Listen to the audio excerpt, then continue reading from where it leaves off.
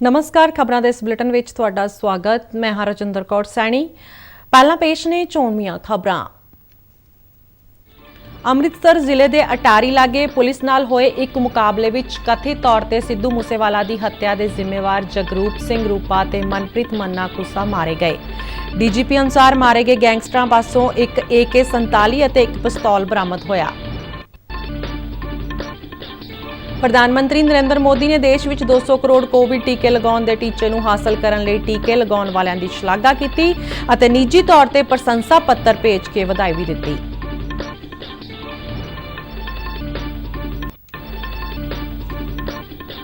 आज़ादी का अमृत महोत्सव तहत देश के बाकी हिस्सों वांग पंजाब विच भी कोरोना का बूस्टर टीका लगवाउण विच तेजी।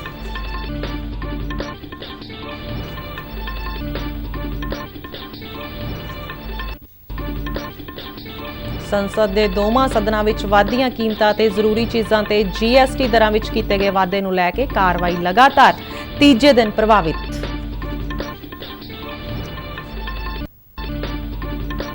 ते सूचना ते प्रसारण मंत्रालय तहत पत्र सूचना दफ्तर जलंधर वालों कपूरथला विच मीडिया वर्कशाप वार्तालाप का आयोजन।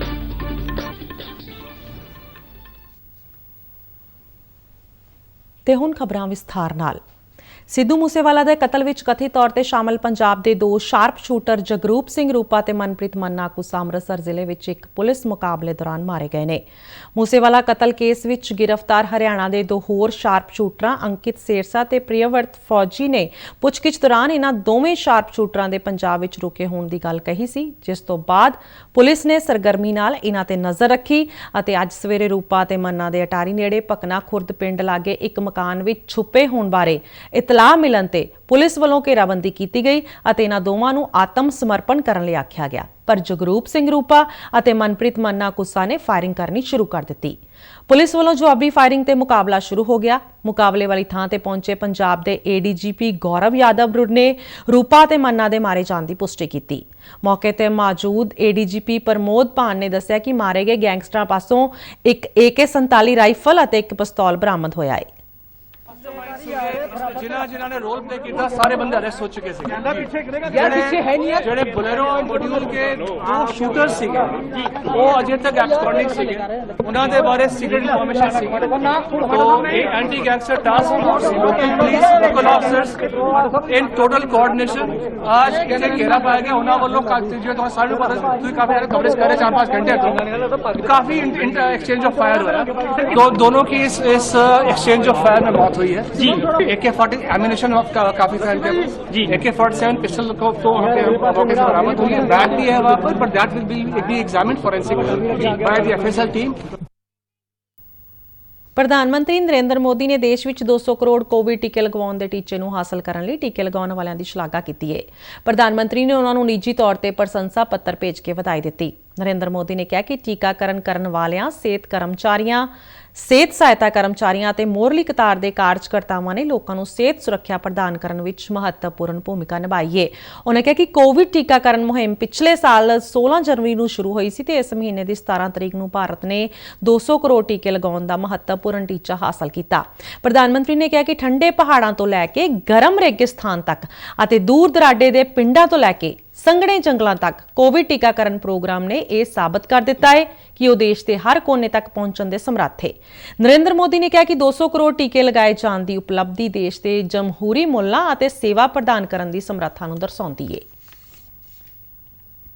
आज़ादी का अमृत महोत्सव तहत केंद्र सरकार वालों 18 तो 59 साल उम्र वर्ग के लोगों लिए 15 जुलाई तो 75 दिनों लिए मुफ्त कोविड टीके लगवाने के ऐलान तो बाद देश के बाकी हिस्सों वांग पंजाब विच भी कोरोना के एहतियाती टीके लगाने वाले लोगों की गिनती में वाधा हो रहा है।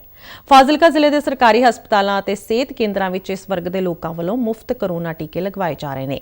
सरकारी हस्पताल फाजिलका के एमरजेंसी वार्ड में विशेष तौर पर बूथ स्थापित किया गया है, जिथे रोजाना बूस्टर डोज लगाई जा रही है। टीका लगाने पहुंचे लाभार्थियों ने अपना टीकाकरण करवाया तो लोगों को भी बूस्टर डोज लगवाने की अपील की। डोज लगवा रही हूँ, ये सबसे ज़रूरत है, सब लोग लगाना है। अपना गवर्नमेंट फ्री में लगा रही हूँ, अच्छा है, सभी लोग आना है। फर्स्ट सेकंड और बूस्टर तीनों डोज लगवा लिया है। अपना सेहत का ध्यान रखते हुए आप लोग अपना इम्यूनिटी बढ़ाने के लिए ज़रूर सभी लगाए।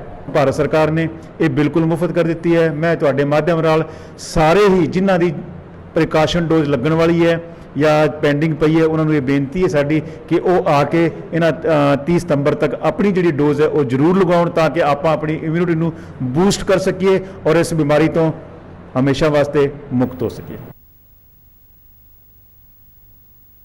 ਸੰਸਦ ਦੇ ਦੋਵਾਂ ਸਦਨਾਂ ਵਿੱਚ ਵਾਧੀਆਂ ਕੀਮਤਾਂ ਤੇ ਜ਼ਰੂਰੀ ਚੀਜ਼ਾਂ ਤੇ GST ਦਰਾਂ ਵਿੱਚ ਕੀਤੇ ਗਏ ਵਾਧੇ ਨੂੰ ਲੈ ਕੇ ਕਾਰਵਾਈ ਲਗਾਤਾਰ ਤੀਜੇ ਦਿਨ ਪ੍ਰਭਾਵਿਤ ਰਹੀ। ਲੋਕ ਸਭਾ ਵਿੱਚ ਸਦਨ ਦੀ ਮੀਟਿੰਗ ਸ਼ੁਰੂ ਹੋਣ ਤੇ ਵਿਰੋਧੀ ਮੈਂਬਰ ਵਾਧੀਆਂ ਕੀਮਤਾਂ ਦੇ ਵਿਰੋਧ ਵਿੱਚ ਨਾਅਰੇਬਾਜ਼ੀ ਕਰਦਿਆਂ ਸਦਨ ਦੇ ਵਿਚਕਾਰ ਆ ਗਏ। ਇਸ ਦੌਰਾਨ ਕਾਂਗਰਸ ਦੇ ਮੈਂਬਰ ਦੁੱਧ ਅਤੇ ਲੱਸੀ ਦੇ ਪੈਕੇਟ ਲਹਿਰਾਉਂਦੇ ਦੇਖੇ ਗਏ। ਸਪੀਕਰ ਓਮ ਬਿਰਲਾ ਨੇ ਮੈਂਬਰਾਂ ਨੂੰ ਆਪਣੀਆਂ ਸੀਟਾਂ ਤੇ ਬੈਠਣ ਦੀ ਅਪੀਲ ਕਰਦਿਆਂ ਚਰਚਾ ਵਿੱਚ ਹਿੱਸਾ ਲੈਣ ਲਈ ਆਖਿਆ। ਉਨ੍ਹਾਂ ਕਿਹਾ ਕਿ ਜ਼ਿਆਦਾਤਰ ਮੈਂਬਰ ਚਾਹੁੰਦੇ ਨੇ ਕਿ ਸਦਨ ਦੀ ਕਾਰਵਾਈ ਚੱਲੇ। ਓਮ ਬਿਰਲਾ ਨੇ ਮੈਂਬਰਾਂ ਨੂੰ ਕਿਹਾ ਕਿ ਸਿਫਰ ਕਾਲ ਦੌਰਾਨ ਉਹਨਾਂ ਨੂੰ ਆਪਣੇ ਮੁੱਦੇ ਉਠਾਉਣ ਦਾ ਮੌਕਾ ਦਿੱਤਾ ਜਾਏਗਾ। ਸੰਸਦੀ ਕਾਰਜ ਮੰਤਰੀ ਪ੍ਰਹਲਾਦ ਜੋਸ਼ੀ ਨੇ ਵੀ ਵਿਰੋਧੀ ਮੈਂਬਰਾਂ ਨੂੰ ਸਦਨ ਦੀ ਕਾਰਵਾਈ ਚੱਲਣ ਦੇਣ ਦੀ ਅਪੀਲ ਕੀਤੀ। ਹੰਗਾਮਾ ਜਾਰੀ ਰਹਿਣ ਤੇ ਸਪੀਕਰ ਨੇ ਕਾਰਵਾਈ 2 ਵਜੇ ਤੱਕ ਮੁਲਤਵੀ ਕਰ ਦਿੱਤੀ। ਰਾਜ ਸਭਾ ਵਿੱਚ ਵੀ ਕੁਝ ਇਸੇ ਤਰ੍ਹਾਂ ਦੀ ਸਥਿਤੀ ਦੇਖਣ ਨੂੰ ਮਿਲੀ। ਸਦਨ ਦੀ ਮੀਟਿੰਗ ਸ਼ੁਰੂ ਹੋਣ ਤੇ ਵਿਰੋਧੀ ਧਿਰ ਦੇ ਆਗੂ ਮਲਕਾਰਜਨ ਖੜਗੇ ਨੇ ਕੀਮਤਾਂ ਵਿੱਚ ਵਾਧੇ ਦਾ ਮੁੱਦਾ ਚੁੱਕਦਿਆਂ ਕਿਹਾ ਕਿ ਜ਼ਰੂਰੀ ਵਸਤਾਂ ਤੇ GST ਦਰਾਂ ਵਧਾਉਣ ਨਾਲ ਆਮ ਆਦਮੀ ਬੁਰੀ ਤਰ੍ਹਾਂ ਪ੍ਰਭਾਵਿਤ ਹੋਇਆ ਹੈ। ਖੜਗੇ ਨੇ ਕਿਹਾ ਕਿ ਚੌਲ, ਕਣਕ, ਆਟਾ ਤੇ ਦੁੱਧ ਦੀਆਂ ਕੀਮਤਾਂ ਵਿੱਚ ਵਾਧਾ ਲੋਕਾਂ ਦੇ ਹਿੱਤ ਵਿੱਚ ਨਹੀਂ ਹੈ। ਸਭਾਪਤੀ M ਵੈਂਕਈਆ ਨਾਇਡੂ ਨੇ ਮਲਕਾਰਜਨ ਖੜਗੇ ਨੂੰ ਵਿੱਚੋਂ ਟੋਕਦਿਆਂ ਕਿਹਾ ਕਿ ਉਹ ਸਦਨ ਵਿੱਚ ਚਰਚਾ ਲਈ ਤਿਆਰ ਨੇ। ਇਸ ਤੋਂ ਬਾਅਦ ਕਾਂਗਰਸ ਅਤੇ ਆਮ ਆਦਮੀ ਪਾਰਟੀ ਸਮੇਤ ਵਿਰੋਧੀ ਮੈਂਬਰ ਸਰਕਾਰ ਵਿਰੁੱਧ ਨਾਅਰੇਬਾਜ਼ੀ ਕਰਦਿਆਂ ਸਦਨ ਦੇ ਵਿਚਕਾਰ ਆ ਗਏ। ਤ੍ਰਿਣਮੂਲ ਕਾਂਗਰਸ, DMK, ਖੱਬੇ ਪੱਖੀ ਅਤੇ ਹੋਰ ਪਾਰਟੀਆਂ ਦੇ ਮੈਂਬਰ ਵੀ ਸਦਨ ਵਿਚਾਲੇ ਇਕੱਠੇ ਹੋ ਗਏ। ਰੌਲੇ ਰੱਪੇ ਦਰਮਿਆਨ ਵੈਂਕਈਆ ਨਾਇਡੂ ਨੇ ਸਦਨ ਦੀ ਕਾਰਵਾਈ ਚਲਾਉਣ ਦੀ ਕੋਸ਼ਿਸ਼ ਕੀਤੀ ਅਤੇ ਵਾਰ-ਵਾਰ ਮੈਂਬਰਾਂ ਨੂੰ ਸਦਨ ਦਾ ਕੰਮਕਾਜ ਚੱਲਣ ਦੇਣ ਲਈ ਕਿਹਾ, ਪਰ ਉਹਨਾਂ ਦੀ ਅਪੀਲ ਦਾ ਕੋਈ ਅਸਰ ਨਹੀਂ ਹੋਇਆ, ਜਿਸ ਮਗਰੋਂ ਸਭਾਪਤੀ ਨੇ ਸਦਨ ਦੀ ਕਾਰਵਾਈ ਦੁਪਹਿਰ 2 ਵਜੇ ਤੱਕ ਮੁਲਤਵੀ ਕਰ ਦਿੱਤੀ। ਸਦਨ ਦੇ ਮੁੜ ਜੁੜਨ ਤੇ ਹੰਗਾਮਾ ਉਸੇ ਤਰ੍ਹਾਂ ਬਰਕਰਾਰ ਰਿਹਾ, ਜਿਸ ਮਗਰੋਂ ਸਦਨ ਦੀ ਕਾਰਵਾਈ ਦਿਨ ਭਰ ਲਈ ਉਠਾ ਦਿੱਤੀ ਗਈ। ਇਸ ਤੋਂ ਪਹਿਲਾਂ ਸਭਾਪਤੀ M ਵੈਂਕਈਆ ਨਾਇਡੂ ਨੇ ਸਦਨ ਦੀ ਨਾਮਜ਼ਦ ਮੈਂਬਰ PT ਊਸ਼ਾ ਨੂੰ ਰਾਜ ਸਭਾ ਦੇ ਮੈਂਬਰ ਵਜੋਂ ਸਹੁੰ ਚੁਕਾਈ। ਪ੍ਰਧਾਨ ਮੰਤਰੀ ਨਰਿੰਦਰ ਮੋਦੀ ਨੇ ਅੱਜ ਵੀਡੀਓ ਕਾਨਫਰੰਸ ਰਾਹੀਂ ਇੰਗਲੈਂਡ ਦੇ ਬਰਮਿੰਘਮ ਵਿੱਚ ਰਾਸ਼ਟਰਮੰਡਲ ਖੇਡਾਂ 2022 ਵਿੱਚ ਹਿੱਸਾ ਲੈਣ ਵਾਲੇ ਭਾਰਤੀ ਦਲ ਦੇ ਖਿਡਾਰੀਆਂ ਨਾਲ ਗੱਲਬਾਤ ਕੀਤੀ। ਇਸ ਗੱਲਬਾਤ ਵਿੱਚ ਕੋਚ ਵੀ ਸ਼ਾਮਲ ਹੋਏ। ਪ੍ਰਧਾਨ ਮੰਤਰੀ ਨੇ ਭਾਰਤੀ ਦਲ ਨੂੰ ਬਿਹਤਰੀਨ ਪ੍ਰਦਰਸ਼ਨ ਕਰਨ ਲਈ ਸ਼ੁਭਕਾਮਨਾਵਾਂ ਦਿੱਤੀਆਂ। ਉਹਨਾਂ ਵਿਸ਼ਵਾਸ ਪ੍ਰਗਟਾਇਆ ਕਿ ਇਹਨਾਂ ਖੇਡਾਂ ਵਿੱਚ ਪਹਿਲੀ ਵਾਰ ਹਿੱਸਾ ਲੈਣ ਵਾਲੇ ਐਥਲੀਟ ਆਪਣੀ ਵੱਖਰੀ ਛਾਪ ਛੱਡਣਗੇ। ਪ੍ਰਧਾਨ ਮੰਤਰੀ ਨੇ ਖਿਡਾਰੀਆਂ ਨੂੰ ਕਿਹਾ ਕਿ ਉਹ ਕਿਸੇ ਵੀ ਤਰ੍ਹਾਂ ਦੇ ਤਣਾਅ ਵਿੱਚ ਨਾ ਆਉਣ ਅਤੇ ਪੂਰੇ ਮਨ ਤੇ ਆਪਣੀ ਪੂਰੀ ਸਮਰੱਥਾ ਨਾਲ ਖੇਡਣ। ਪ੍ਰਧਾਨ ਮੰਤਰੀ ਦੀ ਇਸ ਗੱਲਬਾਤ ਦਾ ਉਦੇਸ਼ ਰਾਸ਼ਟਰਮੰਡਲ ਖੇਡਾਂ ਵਿੱਚ ਹਿੱਸਾ ਲੈਣ ਤੋਂ ਪਹਿਲਾਂ ਖਿਡਾਰੀਆਂ ਨੂੰ ਪ੍ਰੋਤਸਾਹਿਤ ਕਰਨਾ ਹੈ। पहली बार इस टूर्नामेंट में हिस्सा ले रहे हैं। मुझे विश्वास है कि वो भी अपनी जबरदस्त छाप छोड़ेंगे। आप लोगों को क्या करना है, कैसे खेलना है, इसके आप एक्सपर्ट हैं। मैं बस यही कहूंगा कि जी भर के खेलिएगा, जमकर खेलिएगा, पूरी ताकत से खेलिएगा और बिना किसी टेंशन से खेलिएगा। ਜ਼ਿਕਰਯੋਗ ਹੈ ਕਿ ਰਾਸ਼ਟਰਮੰਡਲ ਖੇਡਾਂ 28 ਜੁਲਾਈ ਤੋਂ 8 ਅਗਸਤ ਤੱਕ ਬਰਮਿੰਘਮ ਵਿੱਚ ਕਰਵਾਈਆਂ ਜਾ ਰਹੀਆਂ ਨੇ। ਇਹਨਾਂ ਖੇਡਾਂ ਵਿੱਚ ਭਾਰਤ ਦੇ 215 ਖਿਡਾਰੀ 19 ਵੱਖ-ਵੱਖ ਖੇਡਾਂ ਵਿੱਚ ਹਿੱਸਾ ਲੈਣਗੇ। ਰਾਨਿਲ ਵਿਕਰਮ ਸਿੰਘੇ ਨੂੰ ਸ਼੍ਰੀਲੰਕਾ ਦਾ ਨਵਾਂ ਰਾਸ਼ਟਰਪਤੀ ਚੁਣ ਲਿਆ ਗਿਆ ਹੈ। ਸ਼੍ਰੀਲੰਕਾ ਦੀ ਸੰਸਦ ਵੱਲੋਂ ਰਾਸ਼ਟਰਪਤੀ ਦੀ ਚੋਣ ਲਈ ਸਵੇਰੇ 10 ਵਜੇ ਵੋਟਿੰਗ ਸ਼ੁਰੂ ਹੋਈ। ਰਾਸ਼ਟਰਪਤੀ ਦੇ ਅਹੁਦੇ ਲਈ 3 ਉਮੀਦਵਾਰਾਂ ਵਿਚਾਲੇ ਮੁਕਾਬਲਾ ਸੀ, ਜਿਨ੍ਹਾਂ ਵਿੱਚ ਕਾਰਜਕਾਰੀ ਰਾਸ਼ਟਰਪਤੀ ਰਾਨਿਲ ਵਿਕਰਮ ਸਿੰਘੇ ਤੋਂ ਇਲਾਵਾ ਡਲਾਸ ਅਲਾ ਫੇਰੂਮਾ ਅਤੇ ਖੱਬੇ ਪੱਖੀ ਜਨਤਾ ਵਿਮੁਕਤੀ ਪੈਰਾਮੂਨਾ ਦੇ ਨੇਤਾ ਅਨੂਰਾ ਕੁਮਾਰਾ ਦਿਸਨਾਇਕੇ ਸ਼ਾਮਲ ਸਨ। ਸਖਤ ਸੁਰੱਖਿਆ ਪ੍ਰਬੰਧਾਂ ਵਿਚਕਾਰ ਗੁਪਤ ਮਤਦਾਨ ਰਾਹੀਂ ਰਾਸ਼ਟਰਪਤੀ ਦੀ ਚੋਣ ਕੀਤੀ ਗਈ। 225 ਮੈਂਬਰੀ ਸੰਸਦ ਵਿੱਚ 6 ਵਾਰ ਪ੍ਰਧਾਨ ਮੰਤਰੀ ਰਹੇ 73 ਸਾਲਾ ਰਾਨਿਲ ਵਿਕਰਮ ਸਿੰਘੇ ਨੂੰ 134 ਵੋਟਾਂ ਹਾਸਲ ਹੋਈਆਂ, ਜਦਕਿ ਉਹਨਾਂ ਦੇ ਨੇੜਲੇ ਵਿਰੋਧੀ ਅਲਾ ਫੇਰੂਮਾ ਨੂੰ 82 ਵੋਟਾਂ ਮਿਲੀਆਂ। ਖੱਬੇ ਪੱਖੀ ਦਿਸਨਾਇਕੇ ਨੂੰ ਸਿਰਫ 3 ਵੋਟਾਂ ਪਈਆਂ। ਸੂਚਨਾ ਤੇ ਪ੍ਰਸਾਰਣ ਮੰਤਰਾਲਾ ਤਹਿਤ ਪੱਤਰ ਸੂਚਨਾ ਦਫ਼ਤਰ ਜਲੰਧਰ ਵੱਲੋਂ ਅੱਜ ਕਪੂਰਥਲਾ ਵਿਖੇ ਮੀਡੀਆ ਵਰਕਸ਼ਾਪ ਵਾਰਤਾਲਾਪ ਦਾ ਆਯੋਜਨ ਕੀਤਾ ਗਿਆ। ਇਸ ਵਰਕਸ਼ਾਪ ਵਿੱਚ ਨਵੀਂ ਸਿੱਖਿਆ ਨੀਤੀ, ਮਨਰੇਗਾ ਅਤੇ ਸਿੰਗਲ ਯੂਜ਼ ਪਲਾਸਟਿਕ ਤੇ ਪਾਬੰਦੀ ਸੰਬੰਧੀ ਜਾਗਰੂਕਤਾ ਫੈਲਾਉਣ ਵਰਗੇ ਅਹਿਮ ਮੁੱਦਿਆਂ ਤੇ ਮਾਹਰਾਂ ਨੇ ਆਪਣੇ ਵਿਚਾਰ ਰੱਖੇ। ਇੱਕ ਰਿਪੋਰਟ। ਸੂਚਨਾ ਤੇ ਪ੍ਰਸਾਰਣ ਮੰਤਰਾਲਾ ਤਹਿਤ ਪੱਤਰ ਸੂਚਨਾ ਦਫ਼ਤਰ ਜਲੰਧਰ ਵੱਲੋਂ ਕਪੂਰਥਲਾ ਵਿੱਚ ਮੀਡੀਆ ਵਰਕਸ਼ਾਪ ਵਾਰਤਾਲਾਪ ਦਾ ਆਯੋਜਨ ਕੀਤਾ ਗਿਆ। ਜ਼ਿਲ੍ਹੇ ਦੇ ਡਿਪਟੀ ਕਮਿਸ਼ਨਰ ਵਿਸ਼ੇਸ਼ ਸਾਰੰਗਲ ਨੇ ਮੁੱਖ ਮਹਿਮਾਨ ਵਜੋਂ ਬੋਲਦਿਆਂ ਵਰਕਸ਼ਾਪ ਨੂੰ ਸਾਰਿਆਂ ਲਈ ਲਾਹੇਵੰਦ ਦੱਸਿਆ। बहुत ही बढ़िया तरीके में बड़े अच्छे माहौल में ये सारी डिस्कशन हुई है।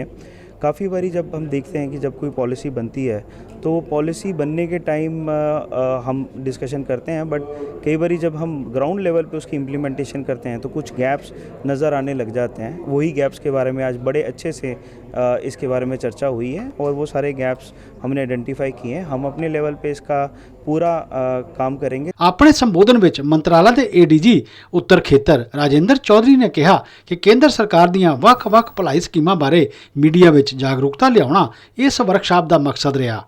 इसका मुख्य उद्देश्य था कि हम जो इस समय की कंटेम्प्रेरी टॉपिक्स हैं उसके बारे में यहाँ के स्थानीय मीडिया से बातचीत करें, जिला प्रशासन के वरिष्ठ अधिकारियों को यहाँ बुलाएं और जब उनका आमने सामने एक वार्तालाप होता है तो कहीं ना कहीं उन स्कीम्स के बारे में एक प्रॉपर इन्फॉर्मेशन कन्वे करने में आसानी रहती है। और उससे भी बड़ी चीज़ ये है कि मीडिया के ज़रिए उन स्कीम्स के इम्प्लीमेंटेशन को लेकर जो फीडबैक हमें मिलता है that helps the government in ensuring that mid term course correction is undertaken.